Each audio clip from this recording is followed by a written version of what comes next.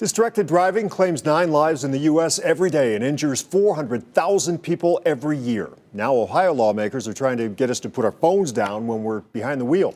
News 5's Jordan Vandenberg tells us why the bill is finally moving forward after years of sitting idle.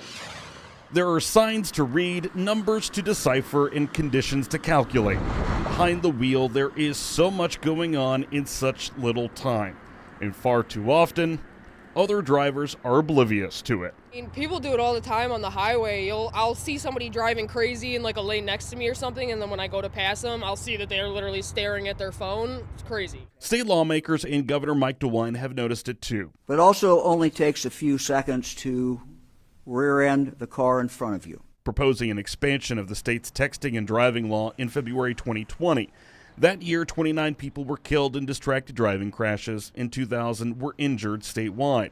Until this week, the bill had languished at the statehouse, partly due to changing priorities because of the pandemic, as well as the need to get every lawmaker on the same page. The result is House Bill 283. I believe this piece of legislation will reduce the number of lives lost and injuries sustained on Ohio's roadways, and I urge a yes vote. While texting and driving is already illegal, it is not what is called a primary offense, meaning that an officer cannot pull a driver over solely for texting and driving. House Bill 283 changes that. I think that it's reasonable that if a cop sees me just driving down the street on my phone that he could pull me over for texting and driving.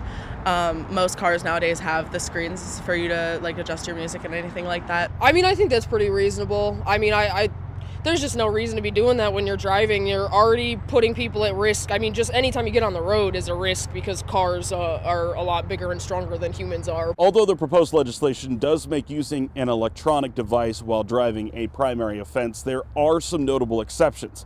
Those exceptions include, of course, using the phone in the case of an emergency, using it while in a non-moving situation, and also while navigating, so long as you aren't holding the device. The Ohio House passed the bill, but not without objections from some local representatives who urged the inclusion of data collection to ensure minority drivers aren't unfairly targeted.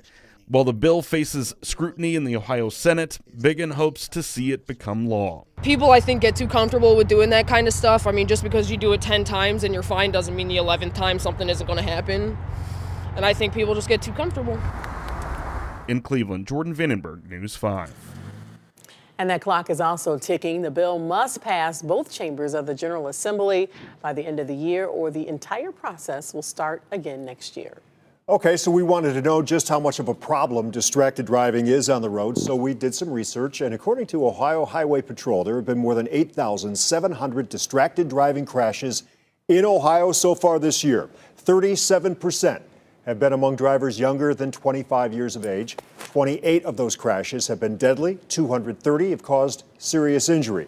The most common time for distracted driving crashes, between 3 and 6 p.m. on weekdays.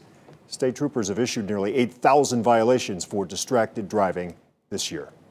And there's been a national push to cut back on distracted driving as well. The Governor's Highway Safety Association is calling for legislation like what's being introduced in Ohio that would make having a device in your hands while you're driving a primary offense. They also say the laws that are already on the books should be enforced.